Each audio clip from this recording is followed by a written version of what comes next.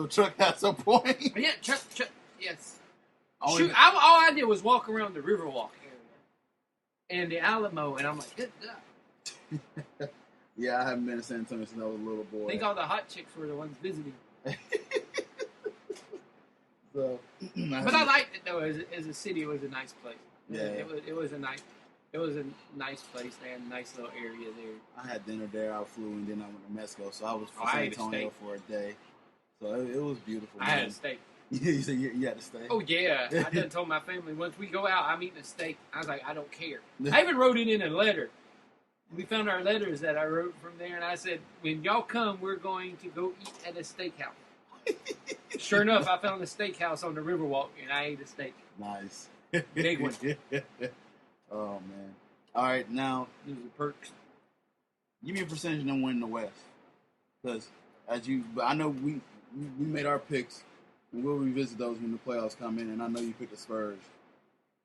The Golden State Warriors are Spurs in offense and defensive efficiency, and they're just clicking all wheels right now. I mean, I want to hear your under percentage right now with them winning the West. 64%. 64%. Yeah.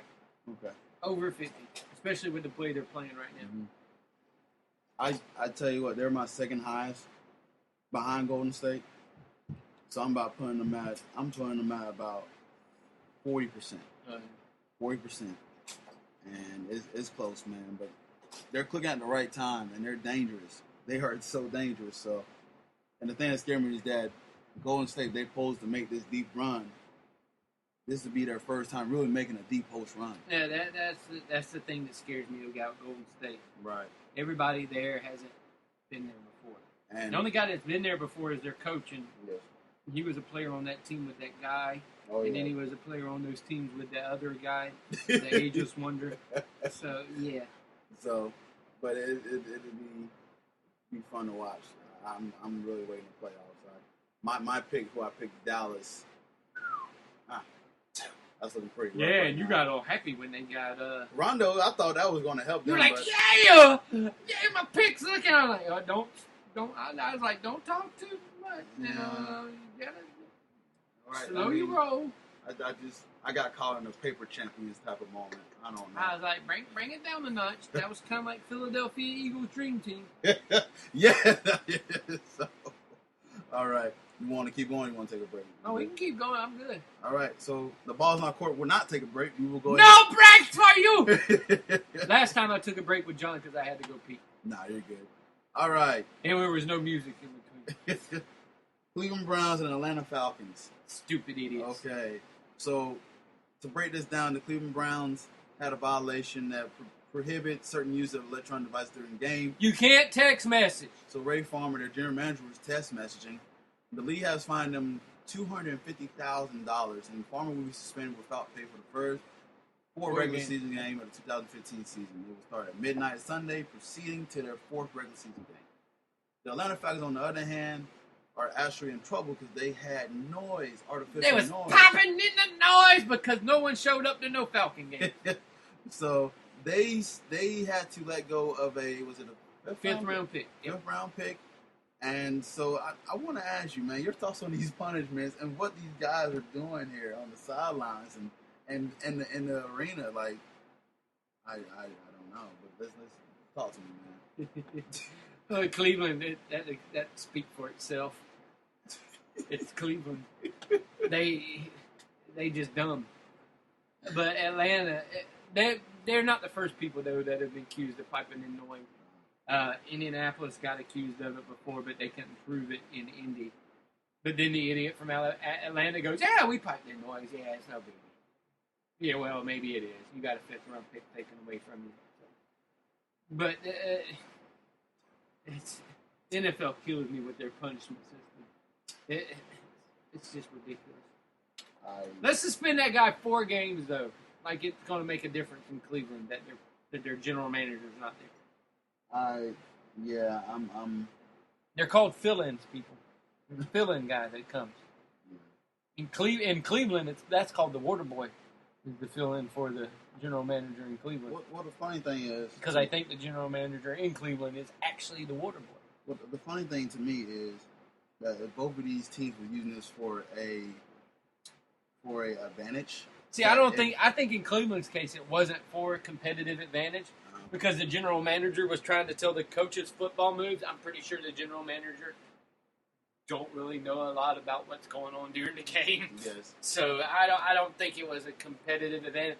The other one with the piping in the noise is to get an advantage. But like I said, it was in Atlanta, so half the people weren't showing up for Atlanta games last year anyway. Yeah, I'm I'm watching this because you do this for an advantage, and it still didn't help them. No, it helped neither team. It helped neither team. The text message they got at Cleveland was probably to put Johnny Manziel in, and it was the worst text message in the history of football.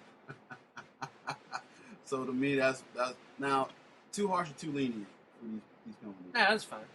It's fine. Yeah, that's the precedence of what's happened before when they've had things that have happened like that. I'm curious to see what happens with whenever they finally come out with the thing for Deflategate, which who knows when we'll hear anything about that. Yeah, I mean they did act swiftly on this, but if you hear something like that, they got to kind of give them the same type of punishment that they have here. If we know that the balls were deflated, you have to give them a punishment. You have to. You know the balls were deflated. So, I mean, do you take a draft pick or do you suspend a GM? No, you $250,000 fine, just like you did the other ones. Because all of this is in line with the same thing of getting a competitive advantage. Right. $250,000 fine, suspend whatever guy you think you should spend, whether it should be the head coach, quarterback, general. It doesn't matter. You got to suspend one of them. And if you want to take away, I'd say take away a draft pick too, like you did Atlanta. Yeah. Yeah, if you're saying this, you have to keep it. What do I always say?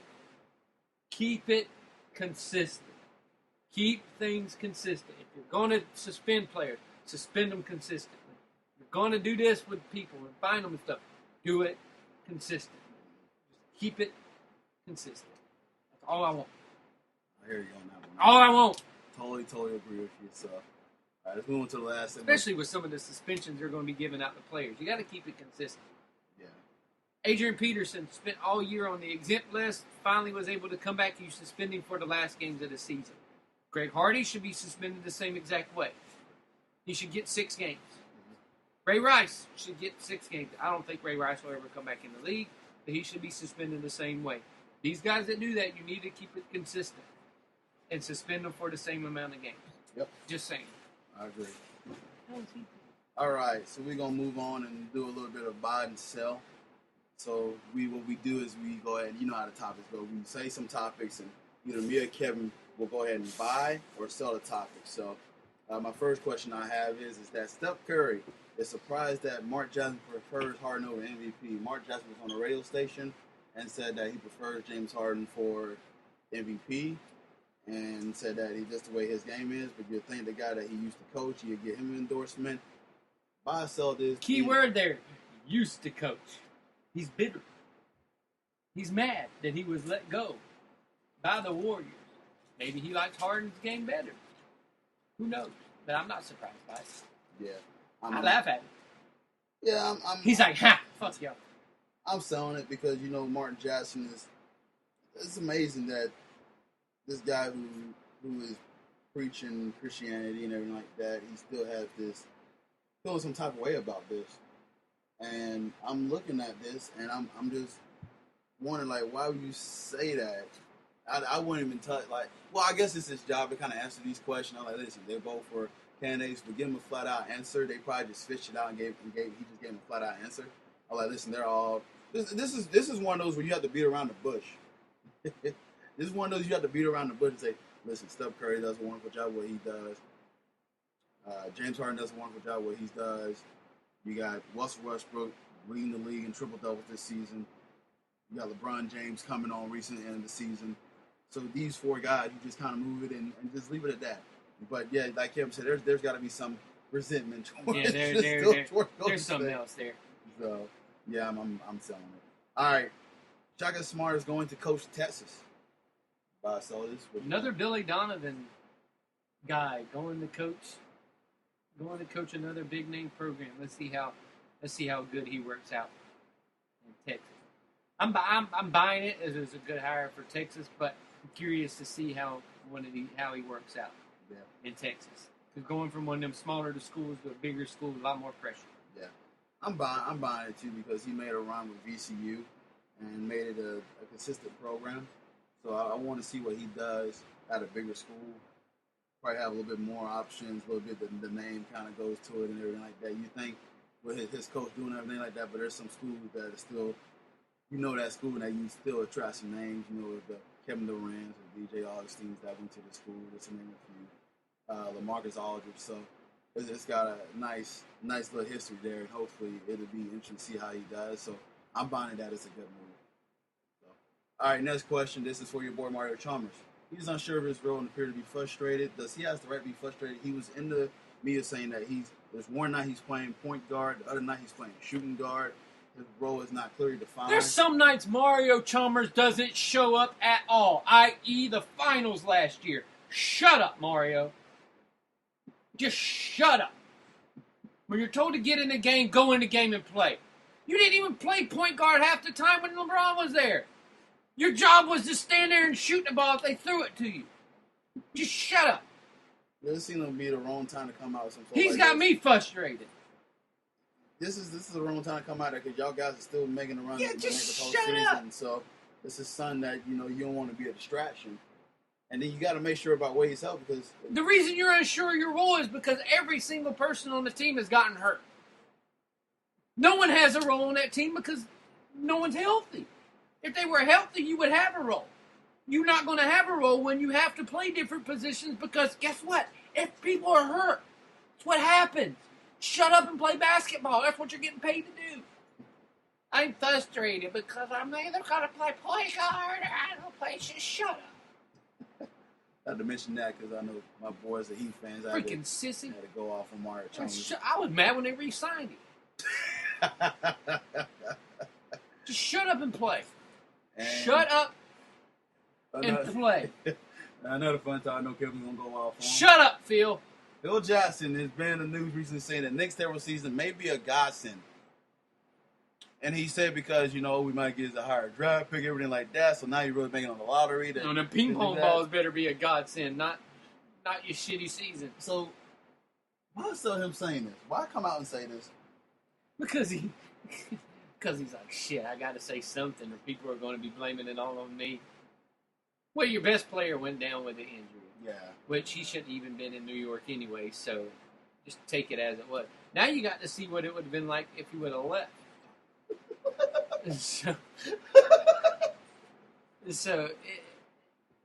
Don't say nothing. I wouldn't have said nothing at all. I'd have been like, look, this year did not go as we planned, which would have had everybody go, no shit. But just hush. Just let it go. Try to rebuild. See if you can do anything next year. Which you can't sign anybody next year because guess what? You just gave all your money to Carmelo Anthony. And you'll still be playing Amari Stoudemire for the next 6 years. Much as the Magic are still playing Gilbert Arenas. Which I think is up to this I'm finally.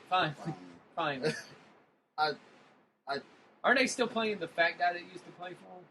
Glenn Davis? No. I'm talking about the Knicks. Oh, Eddie Curry? Yes, I think they're still paying Eddie Curry. Look that up. I'm so Phil. Good. Scotty! Phil Jackson. Scotty, look at our terrible season, Scotty. Just because you have the name, the credentials, and everything like that you come out and say, you try to flip this out and try to say it might be a godsend. He was trying to zen everybody. Terrible season that your franchise is having, that you got to give your Knicks fans some kind of glimmer of hope that this mess that you signed up for. You knew you signed up for this mess. And the fact that Carmelo Anthony came back to this mess is beyond me. I don't understand why he even come back to this mess. I already told you why he came back. But yeah, I mean, I understand. Yeah, his wife and money. And no, his wife. Like it wasn't about the money because he could have made. It was his wife. But what irks me is that he is trying to find every excuse. Yes, it's year one. They take you down that road, man. You need to understand. You need to tell people, listen, this is going to be a rebuilding process. Stop trying to find excuses that the Knicks terrible season may be a godsend.